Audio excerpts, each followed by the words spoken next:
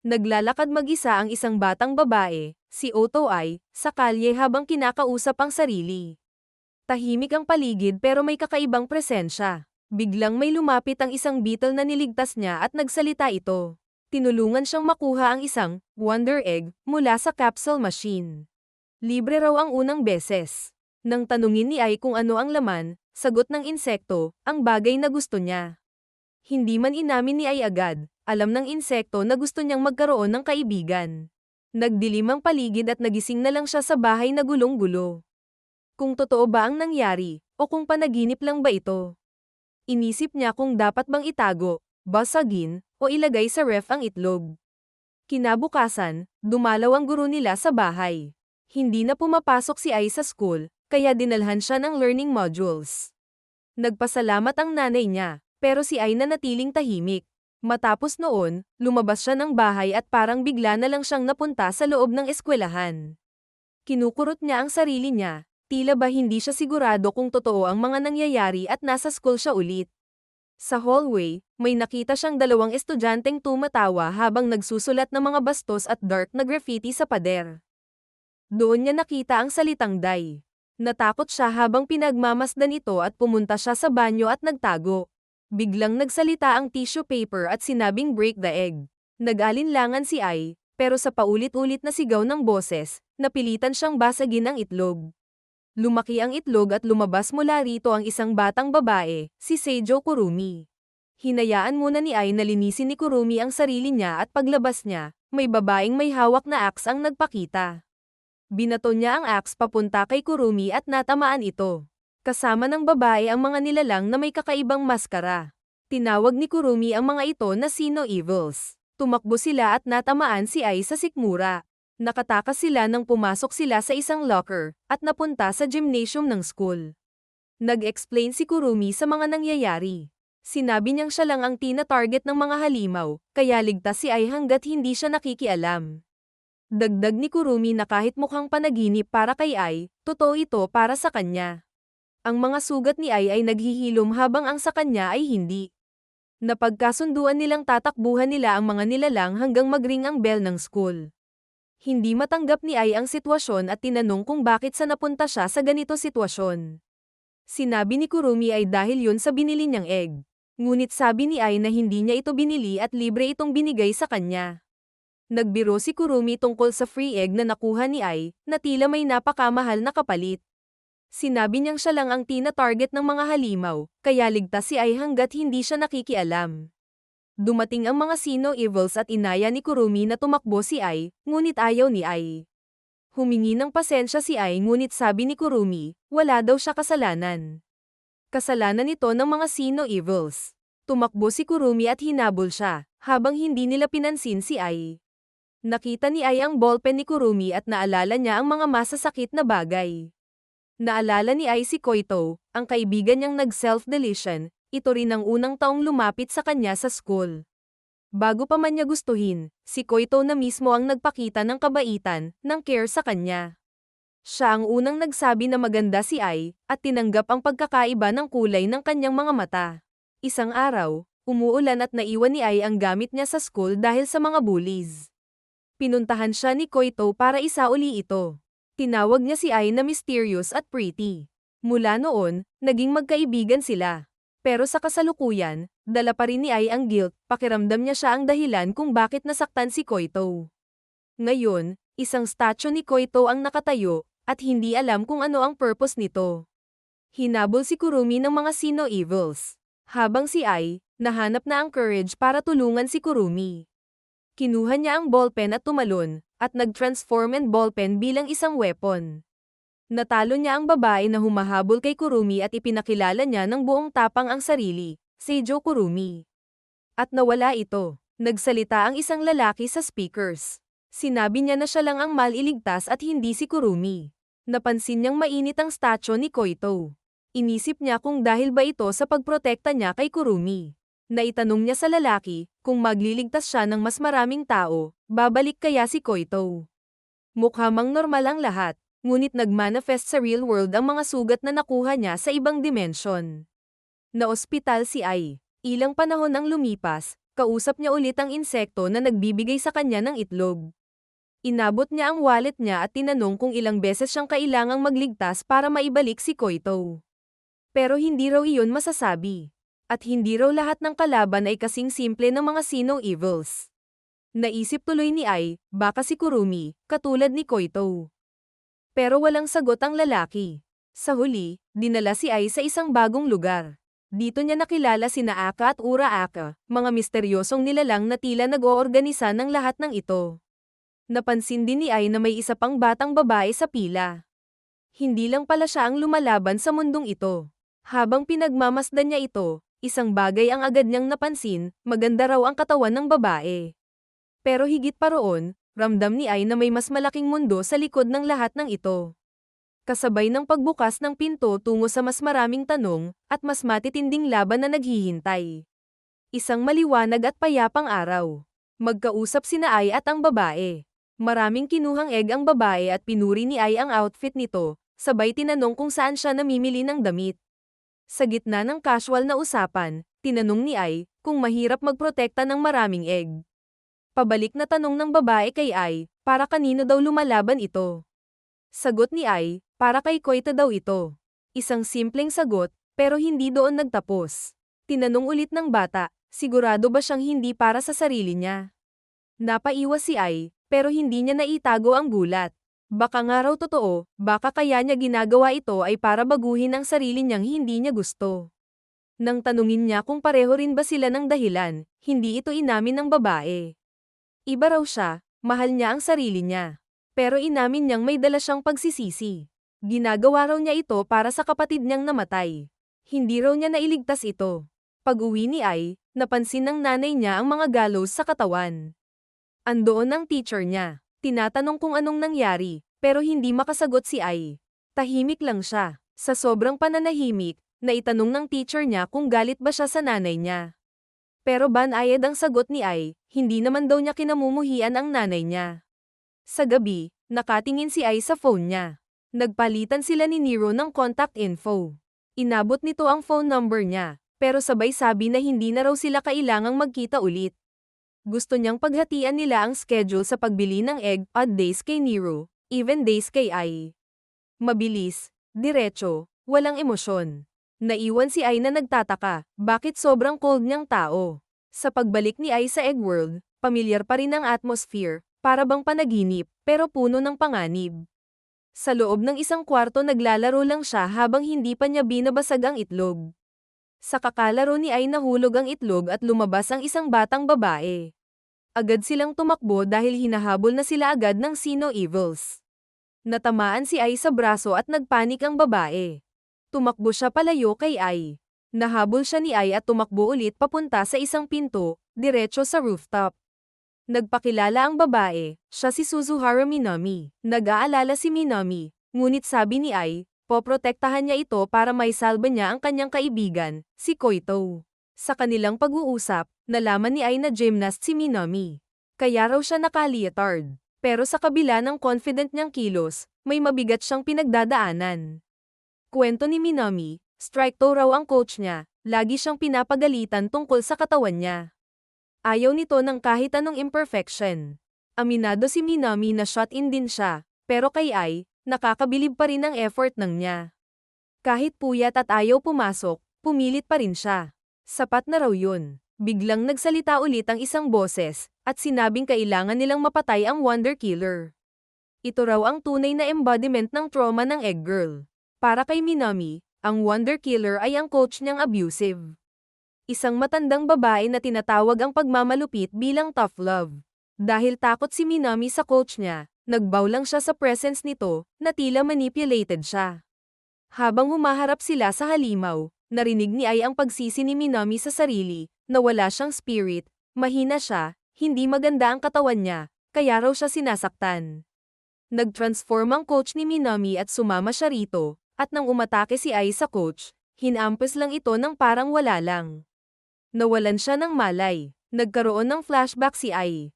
Naalala niya si Koito, at ang mga panahong naging sentro ito ng chismis, dahil daw pinapaboran siya ng guro nila, si Mr. Soaki. Dahil dito, tinarget siya ng mga estudyante. May pagkakataon na nag-sorry si Koita kay Ai. Hindi raw niya sinasadya, natakot lang siya na tuluyang ma-outcast. May pagkakataon rin na kinukuhanan nila ng video ang pambubuli ng tao kay Koito. Ngunit sa takot ni Ai, hindi niya ito nagawa. At hanggang ngayon, pinagsisisihan niya rin ito. Puno ng gallows si Minami dahil sa coach niya. Sinubukang umatake ni Ai ngunit hindi niya ito kinaya. Nagmakaawa si Minami na tumigil na ang coach niya, at gagawin niya ang lahat para dito. Gamit ang ribbon, ito ang naging weapon ni Ai sa laban. Kahit natakpan ng paint ang mukha niya, nakatakas ito sa Wonder Killer. Pinulot ni Ai ang ribbon ni Minami, ginamit niya ito sa laban. Natali niya ang kamay ng coach, hinila niya si Ai ng sobrang lakas at nag-accelerate si Ai ng sobrang bilis, at nakakuha ng chance si Ai matalo ang coach. At sa wakas, nagtagumpay sila laban sa Wonder Killer. Matapos ang laban, magkahawak ang kamay nila at nagpasalamat si Minami. Matapos ay nawala na ito. Nasa ospital si Ai dahil sa natamo niyang sugat, at andoon, si Nero. Tila malala ang sitwasyon. Lumipas ang panahon, bumalik si Ai para kumuha ulit ng egg. Kinausap si Ai ni Naaka at Uraaka. Tinanong niya kung sapat na ang isang buhay na nailigtas para maibalik si Koito. Pero hindi raw iyon ganoon kadali. Binanggit din nila si Nero na mabilis mag-progress, pero may kapalit. Hindi raw natatakot si Nero dahil baka hindi lang niya gustong iligtas ang kapatid niya, baka gusto na rin niyang mamatay. Bumisita si Ai kay Nero. Gustong makipagkaibigan ni Ai at dagdag niya, paano kung naging magkaibigan sila? Baka raw pwede silang lumabas at kumain ng burger at fries. Bagay na simple, pero puno ng meaning para sa mga batang tulad nila. At ang sagot lang ni Nero, isang thumbs up na reply. Isang babae ang nasa loob ng dream world. May kalaban siya na creepy creature na sumisigaw ng kagustuhang lamunin ang mga batang babae, parang pedo. Pero imbes na matakot, gamit ang weapon niya, pinrotektahan niya ang isang batang babae mula sa halimaw. Pagkatapos ng laban, nagpasalamat ang bata, at nawala. Pumunta ang babae sa statue ng taong gusto niyang maibalik, sinabi niya na pawis daw ang kamay ng statue at medyo kadiri. Sinundan pa ito ng matalim na komento, na bagay daw siya sa flower garden, pero siya, ang statue, bilang isang matabang babae, ay hindi belong doon. Pagbalik sa Eggworld headquarters, nakatambay si Ai kina Aka at Uraaka. Nagpapahinga siya, pero may biglang natamba, isang bagong girl na halatang sugatan. Nag-aalala si Ai at nasabi niyang dapat yata itong ipacheck sa doktor, pero sagot ni Aka, siya raw ang may responsibilidad dito. Sa mundong ito, kahit nasaktan ka, hindi ka mapoprotektahan ng iba. Dito unang lumitaw si Kawaii Rika, isang dating junior idol na agad nagpakilala bilang cute at confident katulad ng pangalan niya. Pinilit niyang makakuha ng egg ng libre mula kay Ai. Kahit medyo na off guard, pumayag naman si Ai. Pag-uwi sa bahay, kinuwento ni Ai kay Nero ang encounter niya kay Rika. Kinabukasan, nagulat si Ai nang sundan siya ni Rika pauwi. Wala pa ring dalang wallet si Rika pero kunwari ay babayaran siya. Binisita nila si Nero at doon din nakilala ni Rika si Nero, na kasalukuyang nakakonfine sa isang clinic dahil sa pinsala mula sa nakaraang laban. Tila may tensyon sa pagitan ni Rika at Nero. Pag-uwi sa bahay, napansin ni Ai na 2 pares ng sapatos ang meron. Meaning andoon ulit ang dating teacher ni Ai. Natuwa ang nanay ni Ai nang makita niya itong may kasama. Kahit hindi alam ni Ai na kasama pala niya si Rika. Habang nasa loob ng bahay, pinuna agad ni Rika ang closeness ng mama ni Ai kay Mr. Soaki, ang art teacher nila. Biniro niya ito at sinabing hot daw ang teacher, pero halatang hindi komportable si Ai. Nang mabanggit si Koito, lalo siyang naging tahimik. Hindi siya handang pag-usapan ito, pero si Rika, tila walang filter. Ibinahagi niyang hindi raw niya kaibigan ang dating fan na si Chimi. Tinawag niya itong wallet lang, isang matabang tagahanga na lagi siyang sinusuportahan pero hindi niya kailanman itinuring na kaibigan. Habang kumakain sila ng roll cake, sinabi ni Rika na ever since nawala si Chimi, ang kanyang wallet, short siya in cash lately. Kaya yun ang reason ba't gusto niya itong bumalik. Nag-uusap sa phone si Nero at Ai, pinag-uusapan si Rika na shameless sa pag-invade sa privacy at space ni Ai. Kahit mukhang overconfident at masayahin si Rika, may tinatago pa rin siyang mga bagay. May mga cut sa katawan niya, sign na sinasaktan niya ang sarili niya. Habang natutulog si Rika katabi si Ai, may naalalang memory si Ai. Isang araw pumasok siya sa kwarto niya at nakitang magkayakap si Koito at si Mr. Soaki. Umiiyak si Koito at umalis agad si Ai pagkatapos. Matapos ay nakatulog na siya.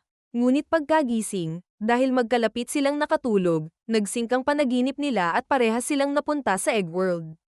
Lumabas mula sa egg ang kambal na sina Miko at Mako, mga fans ng isang idol singer na si Yuyu. Pareho raw silang nagpakamatay matapos mamatay ang idol nila. Sabi ni Uraaka, ganyan daw ang epekto ng obsessive fandom. Nagpakita ang mga Sino Evils at dahil hindi magkasync sila Rika at Ai, halos matamaan nila ang isa't isa. Habang sinusubukan ni Ai at Rika na protektahan ng kambal, nahirapan sila sa kakulitan ng dalawa. Hindi sila nakikinig, laging umiiba ng direksyon, at halos mailagay pa sa panganib ang sarili nila. Nakagat si Rika kaya't tumakbo muna sila papunta sa isang lighthouse sa malapit. Habang nagpapahinga, napansin ni Ai na hindi naghihilom ang sugat ni Rika, ngunit peklat ang mga ito na sarili niyang kagagawan. Tinanong ni Ai si Rika tungkol kay Chimi. Unti-unting lumabas ang totoong kwento.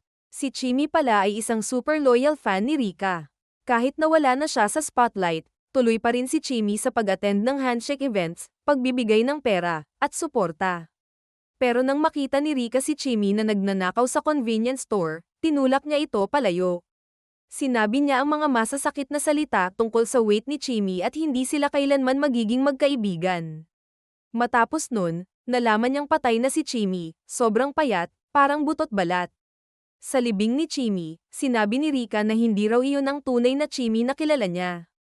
Pero hindi niya napigilan ang luha. Ramdam niyang kasalanan niya. At kung tinanggap lang niya si Chimi noon, baka nabuhay pa ito. Dumating ang mga Sino Evils, tumakbo ang kambal sa taas at si Ai naman ay natamba. Habang nakadapa, naalala niya si Koito. Naalala niya ang mga naramdaman niya, nagalit siya kay Koita. Bakit daw hindi siya kinausap? Sa panahong iyon, naging isa ang desisyon nila, lalaban sila para protektahan ang kambal. Lumitaw na ang tunay na kalaban, ang Wonder Killer, isang stalker ni Yuyu na ang pangalan ay Sakhiko. Sinubukan ni Rika na lumaban. Pero tinamaan si Rika. Nagtanong si Ai kung ayos lang siya, pero hindi na ito gumalaw. Tila ba unti-unting hindi makagalaw si Rika. Nagsabi siya ng good luck kay Ai, dahil siya na lang ang lalaban sa Wonder Killer. Sa loob ng Egg World, kasama ng isang egg girl na si Miwa si Momo. Agad nagkaroon ng connection sa pagitan nila. Tinawag ni Miwa si Momo na Momotaro, isang palayaw na may halong lambing. Inamin ni Miwa na inabuso siya ng isang lalaki araw-araw, pareho raw ang tao sa bawat pagkakataon. Isang araw, naglakas loob siyang sumigaw ng tulong. May mga tumulong, pero ang naging kapalit ay mas masakit. Yung lalaki palang iyon ay executive sa kumpanyang pinagtatrabahuhan ng tatay niya. Natanggal ito sa trabaho. Ang mas mahirap, ang nanay niya sinabing dapat tiniis na lang niya, dahil daw maganda siya kaya siya pinili. Tinanong ni Miwa si Momo kung mali ba ang ginawa niya. Walang pag-aalinlangan, niyakap siya ni Momo at sinabing hindi niya kasalanan. Nangako siyang poprotektahan siya. Sa ibang bahagi ng Egg World, magkasama ang kambal at si Ai sa fog, habang si Rika ay frozen. Sa harap ng panganib, binigyan sila ng twins ng penlights, liwanag na parang simbolo ng pag-asa sa loob ng madilim na mundo. Ginamit ito ni Ai bilang depensa nang umatake ang mga halimaw. Samantala, kalaban ni Momo ang Wonder Killer ni Miwa. Ang representation ng lalaking umaabuso sa kanya. Balik kay Ai, tila ba matatalo na ito nang biglang tumulong ang kambal. Pinatugtog nila ang kanta ng idol nila para ma-distract ang Wonder Killer.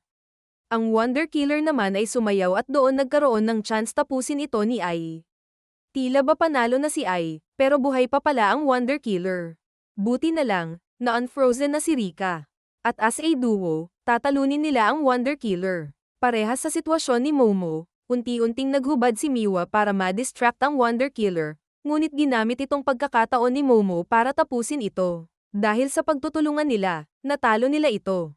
Si Miwa naman ay nawala na. Si Momo ay napatulog dahil sa pagod.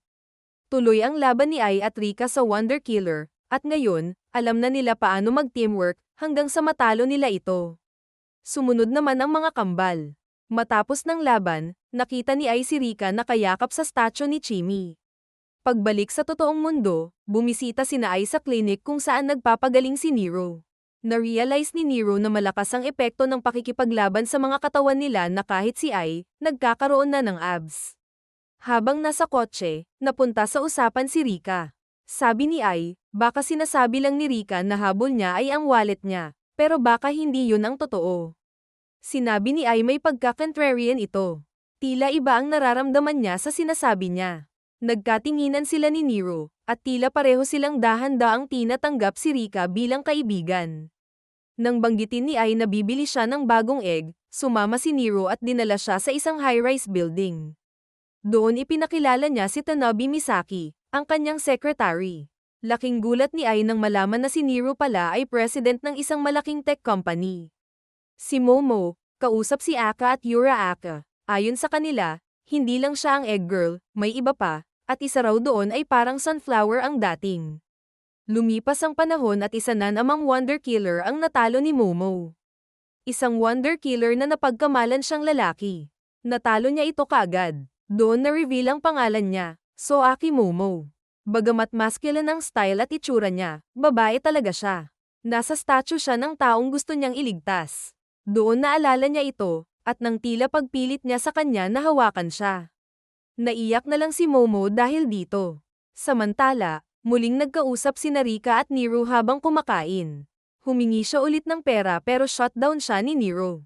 Matapos ay nakita sila ni Momo. Napagkamalan siyang lalaki ulit, pero ngayon si Nero. Ayon kina Aka, hindi pwedeng pumasok ang lalaki sa sistema. Iba raw kasi ang dahilan ng pagpapakamatay ng lalaki at babae. Ang babae, mas impulsive at emotionally driven, habang ang lalaki ay mas goal-oriented. Kaya mas delikado raw ang temptation of death sa mga babae. Nagkasalubong si Ai at Momo. Si Ai ang isa sa unang tao nakapansin na babae si Momo. At na-realize ni Momo na siya ang sunflower na sinasabi ni Aka at Ura Aka. Sa unang pagkakataon, nagkakasiyahan ang apat na egg girls. Nagbiruan sila, nagtawanan, at mas naramdaman ang genuine connection. At nagpakilala si Momo, sinabi niya ang full name niya. Soaki Momo. Napatigil si Ai. Pareho sila ng apelyido ng art teacher niya. Humarap si Nero sa isang wonder killer na sinasabing siya ay isang Diyos. Nagbibigay ito ng pilit na pagmamahal, pero halatang twisted, binabaliktad ang konsepto ng love sa pamamagitan ng power, control, at self-interest. May babae siyang pinipilit paniwalaing siya lang ang nagmamahal dito, pero ang totoo, inaabuso niya ito. Sa gitna ng tensyon, si Nero ang dumating para iligtas ang egg girl. Kahit hindi niya gustong aminin, nakatulong siya, isa na namang bata ang nailigtas. Pagkatapos ng laban, magkakasama si Rika, Nero, at Momo, first time nilang bumisita sa bahay ni Ai. Ipinakilala ni Ai ang mga kaibigan niya sa nanay niya. Nagulat ito nang marinig ang pangalan ni Momo, dahil kilala raw niya ang apelyido, pamangkin pala ito ng art teacher ni Ai, si Mr. Soaki.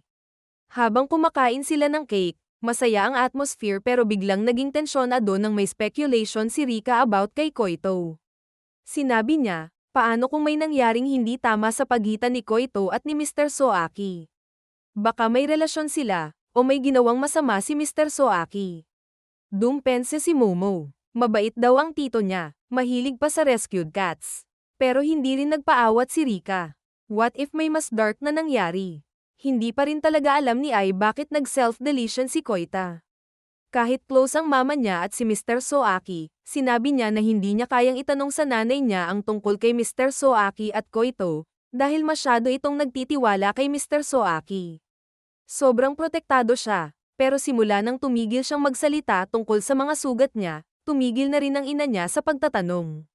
Dumating si Mr. Soaki at kausap ang nanay ni Ai. Nabanggit nito na magkaibigan si Momo at Ai. Biglang nagkaroon ng flashback si Ai sa moment nila ni Mr. Soaki. Sinabi ng teacher na gusto siyang ipinta, para raw mabuo ang kumpiyansa niya sa sarili. Pero nalaman ni Ai na ilalagay pala ito sa isang art exhibit, parang stepping stone para sa career ni Soaki. Nabanggit ito ni Ai kay Koito at matapos, nakita niya ulit ang dalawa ng magkasama. Nagkaroon ng flashback si Nero sa isang laban niya sa Egg World. Isang babaeng may mahabang buhok na natila ayaw tumanda at obsessed sa beauty.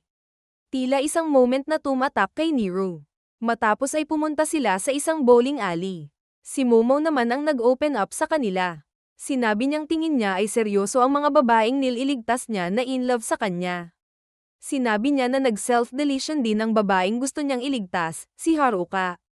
Naghubad ito sa infirmary nang kasama siya. Hindi niya alam kung anong gagawin sa moment na yun kaya pinush niya ito palayo. Pumunta sila kanila Aka at Yura Aka para bumili ng egg at magpahinga. Sa gitna ng saya, biglang naging seryoso ang usapan. Tinanong ni Rika kung dapat pa ba silang magpatuloy sa pagbili ng eggs. Sabi niya, hindi naman sigurado kung gusto pa talagang mabuhay ng mga batang gusto nilang iligtas. Baka unfair ang responsibility na pinasan nila. Nagkaroon ng tension. Tinanong ni Rika si Ai kung ano ba talaga ang dahilan niya. Hindi niya nakausap si Koito bago ito namatay, kaya bakit niya pa nilalagay sa panganib ang sarili niya para dito? Halos maiyak si Ai. Sinabi niyang gusto lang niyang maintindihan kung bakit namatay si Koito. Para kay Rika, hindi sapat yun, dahil may kaibigan na siya ngayon. Doon na nagsalita si Nero. Akala ni Rika, kapatid niya ang gusto niyang iligtas. Pero hindi raw. Ibinunyag ni Nero na sinaksak siya ng sariling kapatid. Tapos tumalon ito sa tulay. Nagising siya sa ICU, may peklat na hindi lang sugat kundi paalala. Araw-araw niyang nararamdaman ang sakit, hindi dahil sa guilt, kundi dahil sa sariling trauma. Kaya siya lumalaban para sa sarili niya. Bumalik sa flashback ni Nero kung saan nililigtas niya ang isang babae na obsessed sa beauty at sa kanyang long hair. Na-realize ni Nero na ang Wonder Killer ay parang buhok, na obsessed din ang babae. Kaya pinutol niya ang buhok ng babae at natalo ang Wonder Killer. May regrets ang babae, dahil ngayon, wala nang nagsasabi na maganda siya. Pagkalipas ng tensyon, bumalik sa konting biruan ang grupo. Natawa si Ai nang muling humirit si Rika ng pera. Pero this time, sinabi niyang wala na siyang maibibigay. Sa kabila ng takot, guilt, at pagkabigo, tuloy pa rin sila. Hindi lang para sa iba, kundi para sa sarili nilang paghilom. Kasama ni Ai sa Dream World ang isang bagong egg girl, si Yoshida Yae. Habang tumatakbo sila, unti-unting dumami ang mga kalaban, hindi na lang basta Sino Evils. May bago ng klase, tinatawag silang haters. Ayon kina Aka, ang haters ay evolved forms ng Sino Evils, mga nilalang na nabuo mula sa inggit, puot, at bitterness. Mas mabilis, mas brutal, at mas mapanakit. Wala raw obligasyong labanan ang mga ito. Basta't mailigtas ang egg girl hanggang tumunog ang bell, sapat na. Balik sa real world. Tulad ng dati, nag-uusap sila ng nanay niya habang kumakain. Omelette rice sa lunch, sukiyaki sa dinner, paulit-ulit ang routine. Pero ngayon, may binanggit ang nanay niya na medyo mabigat. Gusto raw ni Mr. Soaki siyang makausap. Concerned daw ito at baka makatulong. Tahimik si Ai, pero sa dulo, sumagot siya na pag-iisipan niya ito. Halatang hindi pa siya handa. Pagkatapos, nagkita ulit ang apat, Ai, Nero, Rika, at Momo. Bumalik sila sa headquarters ni Aka at Ura Aka para sa bagong mission. Dito ipinakita ang isang case ng mga itlog, hindi egg girls, kundi pommenders. Maliliit na espirito na nagiging battle partners nila. Para ma-hatch, kailangan ng body heat. Kapag unang nagbukas ng mata, kung sino ang unang nakita, iyon ang magiging parent nito. Para ma-summon ito, kailangan lang sabihin ang salitang Veni. Para ibalik, ready. Sobrang valuable daw ito, kaya kailangang gamitin ng maingat. Excited ang mga babae. Nagbibiruan pa sila tungkol sa itsura ng lalabas. Pag-uwi nila, sinubukan na niya. Inulit nila ang chant, Veni. Lumitaw ang mga pommender nila. Balik sa laban, napatunayan niyang useful ito. Kinain ng alaga ni Ai ang isang hater. Sabi ni Ura Aka, natural predator daw ang mga pommenders ng haters. Habang nagtago sila ni Yae sa Dream World, napag-usapan nila kung bakit nagpakamatay si Yae. Nakakakita raw siya ng mga multo. Hindi siya pinaniwalaan ng kahit sino, ni mga kaibigan, teachers, o magulang. Dinala pa siya sa ospital para gamutin, akala ng lahat, sira ang ulo niya. Pero para kay Yae, hindi ang multo ang nakakatakot, kundi ang mga tao na nagsasabing may problema siya. Araw-araw siyang kinakausap ng boses na gusto siyang sumuko. Nahihirapan si Ai na makarelate, pero gusto pa rin niyang tumulong. Bigla na lang inatake si Ai ng isang unseen force. Pagbalik sa bahay, nandoon si Mr. Soaki. Inaya ng nanay ni Ai na umupo sa dining table. Dito sinabi ng nanay ni Ai na gusto raw niyang makipag-date kay Mr. Soaki. Pero tatanungin muna niya si Ai kung okay lang ba. Kinuwento niya ito sa ibang Wonder Girls, masaya si Momo dahil pwedeng maging magkapamilya daw sila. Si Ai, tahimik lang. Sa huli, sinabi niya, gawin nila ang gusto nila. Pero may kasunod siyang linya. Wala raw siyang balak alagaan ang nanay niya, o tumira kasama niya. Babalik lang siya kapag nasa bahay na ito. Tinanong ni Rika, posible ba na si Mr. Soaki ang dahilan ng suicide ni Koito? Si Momo, agad niyang dinepensahan, uncle niya si Mr. Soaki, at mabait daw ito. Pero habang humahaba ang usapan, lumalalim din ang duda. Paano kung ginagamit lang ni Mr. Soaki ang pagiging mabait para makalapit sa mga batang babae? At paano kung ang relationship niya sa nanay ni Ai ay distraction lang? Walang hard evidence, pero nabubuo ang hinala. Nabanggit pa ni Nero ang Occam's razor, ang pinakasimpleng sagot, madalas, ang tama. At biglang sinabi niya, si Ai, may gusto rin kay Mr. Soaki. Gulat si Ai. Agad niyang itinanggi, pero halatang naguluhan siya. Balik sa dream world, hindi nakikita ni Ai ang multo na Wonder Killer. Binigay ng Wonder Girl ang beads nito kay Ai at ginamit niya ito para makita ang Wonder Killer. Dahil doon nagkaroon ng pagkakataon chance na matalo ang Wonder Killer. Tiningnan siya ng Egg Girl, parang hindi makapaniwala. Tinanong kung nakikita ba siya ni Ai. Nang makuha niya ang sagot, tahimik siyang napangiti. May isa, sa wakas, na naniwala sa kanya. Nagpasalamat ang Wonder Girl at naglaho. Sa bahay, pinangalanan ni Ai ang alaga niya ng leon. Sa huli, paalis na si Mr. Soaki sa bahay nila. Masaya pa rin ang nanay ni Ai, nagpaalala tungkol sa labada at melon sa fridge. Pero si Ai, tahimik lang. Tila ba may na-realize siya, pagkatapos ng ilang segundo, bigla siyang nagbihis at tumakbo palabas. Hinabol niya si Mr. Soaki at sinabi niya, mag-aaral na ulit siya sa school.